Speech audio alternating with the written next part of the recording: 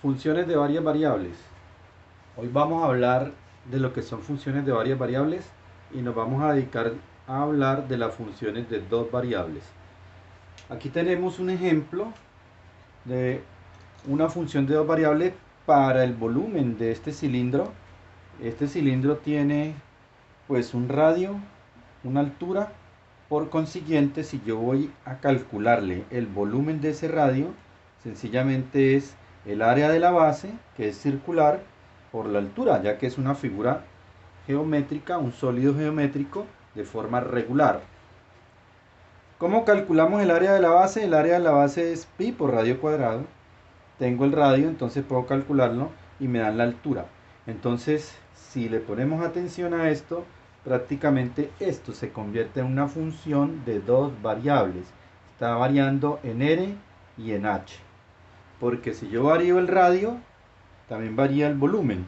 O si varío H, el volumen se verá afectado. Entonces fíjense que nosotros hemos trabajado con funciones de dos variables sin darnos cuenta en el transcurso de lo que hemos estudiado hasta el momento de matemáticas. En este caso, más específicamente de la geometría. Es decir, que se coge una función que va de R2 en R, donde se coge una pareja ordenada XY, se envía en un Z o en un F de XY. Es decir, que de ahora en adelante vamos a trabajar no con funciones de f de x como estábamos acostumbrados, sino con funciones de f de xy, es decir, en dos variables. Entonces, una de las aplicaciones, de las primeras aplicaciones de las funciones de varias variables, en este caso de dos variables, es el dominio. En este caso tenemos el dominio de una función de dos variables. Vuelvo y le repito, es de dos variables porque vamos a tener variables x y y dentro de la función. Un ejemplo que tenemos es calcular el dominio de esta función. ¿Cuál función? La función logaritmo natural 9 menos x cuadrado menos 9y cuadrado. Miren que es una función de dos variables porque tiene x y tiene y. ¿Cuál es el primer paso para hallar el dominio? Entonces, para hallar el dominio, lo primero es que voy a analizar cuáles son las restricciones que tiene la función principal, que es logaritmo natural. La función secundaria será esta. Entonces, vuelvo y le repito, primer paso, mirar qué restricción tiene la función principal, en este caso el logaritmo natural. Si hacemos un poquito de memoria, la función logaritmo natural no puede ser cero ni negativa, es decir, que yo cojo mi función 9 menos x cuadrado menos 9y cuadrado y la saco estrictamente mayor que cero. Vuelvo y repito, ninguna función logaritmo, en este caso logaritmo natural, puede ser cero ni negativa, entonces debe salir estrictamente mayor que cero la restricción. El otro paso es igualar a cero para resolver, es decir, que hago esta operación, igualo a cero, y ya me quedó como una ecuación. Entonces vamos a mirar esa ecuación a qué corresponde, a qué figura geométrica corresponde. Voy a enviar estas dos que están negativas para el otro lado para que me vaya quedando algo conocido. Entonces tengo x cuadrado más 9y cuadrado. Voy a quitar este 9. Para quitar el 9 pues divido por 9 acá, pero si divido por 9 acá, pues divido acá y también acá. Es decir, aquí les hago paso por paso. Esto queda x cuadrado sobre 9, cada una sobre 9, 9y cuadrado sobre 9. Y aquí observamos entonces que 9 entre 9 pues va a dar 1. Y que este 9 también se puede cancelar con este.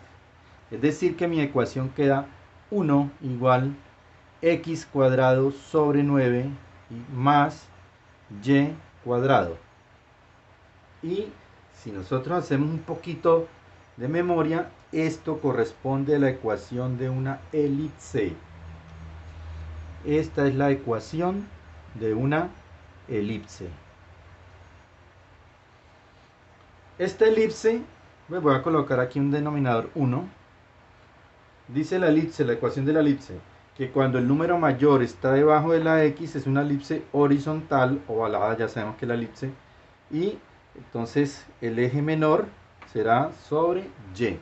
Entonces, la forma general, voy a escribir la forma general de una elipse, de la ecuación, perdón, de una elipse, dice que x cuadrado sobre a cuadrado más y cuadrado sobre b cuadrado es igual a 1. Tiene la misma forma, nada más que el 1 está al otro lado. Es decir que para mi caso, este 9 corresponde a el a cuadrado, ¿cierto? El a cuadrado será 9 para mi ecuación y el b cuadrado será igual a 1. Pero yo necesito nada más la a sola. Entonces, si yo le saco raíz a ambos lados, me queda que a solo es igual a 3, perdón, y que b solo pues sigue siendo 1. ¿Para qué hago eso? Para poder graficar mi elipse. Aquí tengo entonces ya cómo queda mi elipse. Les estaba comentando que a vale 3, les decía que cuando la x está sobre el número mayor es la a, quiere decir que la elipse, perdón, es horizontal, aquí la tenemos, o sea que 3 para un lado y 3 para el otro, lo que quiere decir A, para que el eje mayor sea en este caso de una longitud de 6 unidades, el eje B una unidad tanto para arriba como para abajo, o sea que la longitud es de 2 unidades.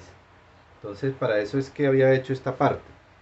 Ahora, ¿qué necesitamos? Para hallar el dominio de mi función, quiero saber, como dio una, siempre va a dar una figura, entonces el dominio aquí es un área, porque es una función de dos variables. ¿Cuál será el área? Puede ser la interna o puede ser la externa. Entonces necesito definir esa parte. Pero antes, recordemos nuevamente cuál es la restricción que tiene mi función logaritmo natural. Mayor estrictamente que 0.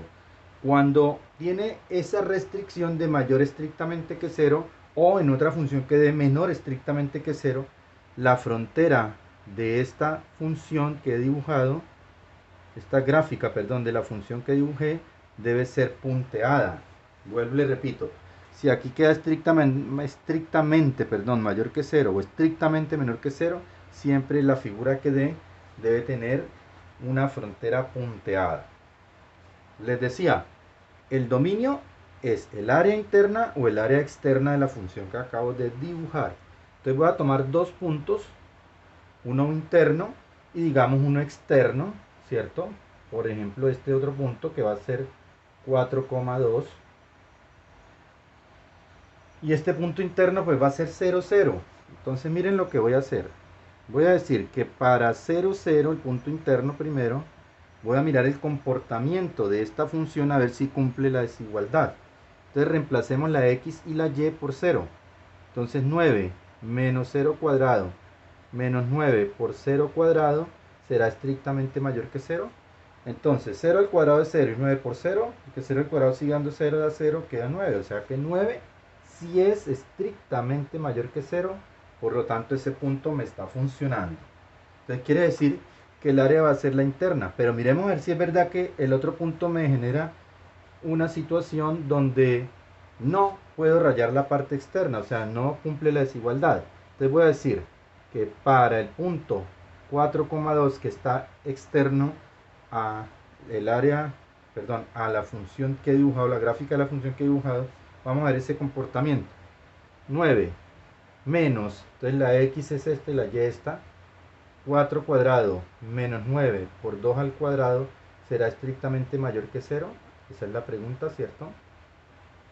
Miremos a ver. Aquí queda 16. Aquí queda 2 al cuadrado es 4 por 9, 36. Si miramos, sencillamente esto no es mayor que 0 nunca.